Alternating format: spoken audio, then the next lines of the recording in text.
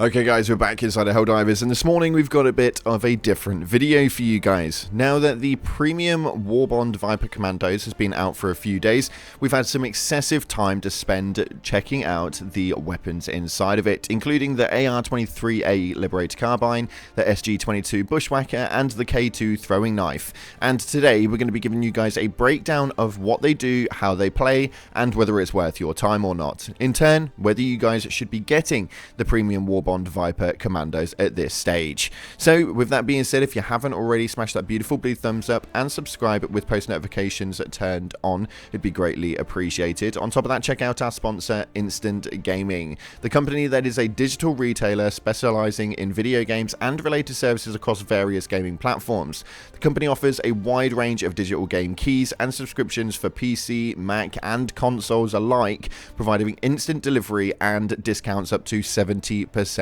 off. This is an absolute no-brainer. With a great score on Trustpilot, this company will get you your games just a little bit cheaper. So with that being said, head down to the description and check them out today.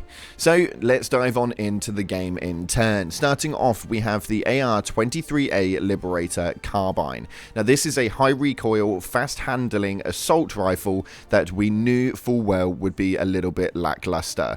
For me, this is a really weird weapon. When we take a look at how this thing actually feels, not taken in turn as to the damage output, this thing is absolutely incredible. The way that the scope looks, the way that the weapon feels to shoot, the recoil bounce on it, although some people are saying that the recoil is quite high, it does feel quite easy to control for the most part.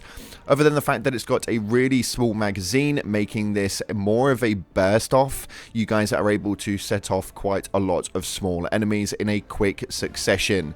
Outside of the general hunters and or little people, this thing is going to not do very much at all. As a standard, ARs inside of this game have not been all that good, and it set back a bit of a precedent for the AR subclass, meaning that you guys probably are not going to be using this. As an overall, it's a fun weapon to utilize and has a really fast fire rate, which means that it feels quite good, although the impact on this thing is pretty much dead in the water. After the latest patch though, we obviously had quite a lot of changes to a lot of ARs in here, so if you guys are trying to pick between a weapon such as the Liberator Carbine or the AR-61 Tenderizer, I personally would be going for the Tenderizer. It's gone through as my primary weapon of usage, meaning that the Liberator Carbine has pretty much been just sat on the shelf for maybe the last day or so. This thing does not have a great impact rate and doesn't do anything really to the higher leveled enemies, meaning that this is going to cause for quite some difficult time periods if you guys don't have a support stratagem such as a heavy machine gun or even the Star War or something along those lines to take out those bigger enemy usages. Pretty much meaning that if you guys are going to use this weapon, you need some stratagems as backups to be able to utilize some of the higher leveled attacks. So for me, the Liberator Carbine is going to be put on the shelf and sits at around 4 out of 10, with the Tenderizer now becoming the new primary that I utilize when I need an AR to boot. Moving on though, we have got the SG-22 Bushwhacker. Now this thing was actually quite surprising. This is the secondary weapon, which is a triple barrel shotgun that you have in Toll. Now a lot of you guys will be using shotguns throughout your primary usage. I recommend using this tenfold. If you guys are not in a search and destroy and don't need that grenade launcher hand cannon, this is going to be your next go-to. You have two different modes for this thing. You have the single shot rounds, which has 3 individual shots before you need to get a manual reload, or you have the one burst triple shot round, which shoots all 3 barrels in one go. The normal side of things works quite well. You can cancel the reload usage and be able to shoot one at a time. If you are getting impacted while reloading, then you can just fire off the one bullet, continue reloading, and do that and rinse and repeat. Or if you want in the more high impact shots, you can go for the triple barrel, and this thing packs an absolute punch. Is this going to do anything towards your chargers and Bile Titans? Absolutely not. Don't be ridiculous. But this thing for the most part hits a massive hit for a secondary weapon. We haven't seen something like this inside of Helldivers for pretty much ever, and this is meaning that you guys have got 2 impact points that you can utilize, especially if you're running an AR primary. Having a shotgun as a secondary means that you guys are covering all grounds, whether it's the long range or close range. For me, the SG-22 Bushwhacker has become a part of my general usage and will not be put down anytime soon. As I stated, unless you guys are running the search and destroy and using the grenade pistol, this thing is going to pretty much be glued to your hand 24/7.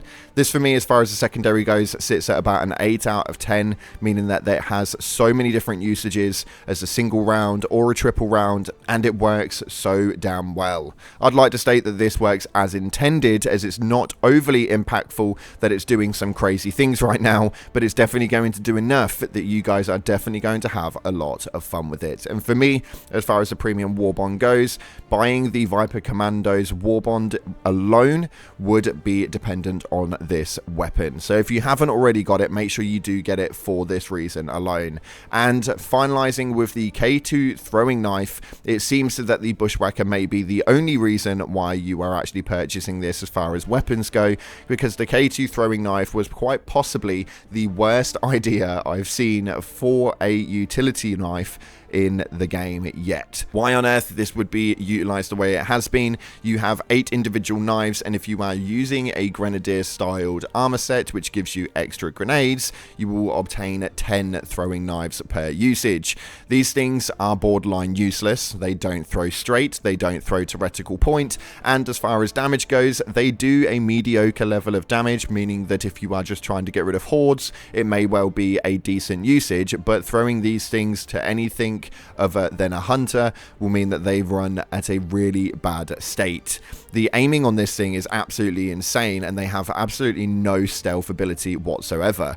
Utilizing everything that we've seen so far with the Viper Commandos, I thought that stealth would be a bit more of an exceptional usage with these K2 throwing knives, meaning that you can stay quiet throughout the game, throwing these knives at enemies that haven't seen you yet. The moment you throw it, whether it hits them or not, or goes in a completely different direction, the enemies will know exactly where you are the moment it has left your hand. This is not stealthy at all. The damage output is nothing in comparison to a thermite impact or a standard impact or even just the generalization of a frag grenade, and this for me will not be getting utilized upon any stretch of the imagination unless it gets some changes in toll, which makes it a little bit more stealthy and the accuracy becomes a little bit more lifelike. At the moment, you can throw this thing directly at an ad and it still goes straight past it. This for me was pretty damn useless, and I'm not too sure as to why we would utilize this, especially considering that you can't pick these knives back up. What this does mean is that once you've used those 10, they pretty much become null and void. This takes out quite a lot of usages as well when it comes to things like bug holes or fabricators. You guys are not going to have the planetary usage to be able to take out said bug holes or fabricators. You're going to become quite reliant on your teammates, and unless you're running the grenade secondary hand cannon, this thing is not going to do pretty much anything whatsoever. You're pretty much putting yourself at a hindrance using these. I know some people have done some pretty impressive things, but the minority is the minority. The K2 throwing knife gets a solid 5 out of 10 for me, because I think that this thing can be quite good, but at the moment it just doesn't stand in my forefront. That's unfortunately all we've got time for today. If you like these sorts of videos and you want us to start doing more of these, then make sure that you smash the beautiful blue thumbs up and let me know via the comment section down below. It'd be greatly appreciated. On top of that, let me know your favorite weapon in the Warbond so far if you have already got it, and if you haven't got it, then let me know if you're going to be getting the Warbond off of the back end of this weapon review right here. Thanks again for watching, guys. I appreciate all your faces. Like, subscribe, and as always, I'll see you in the clouds.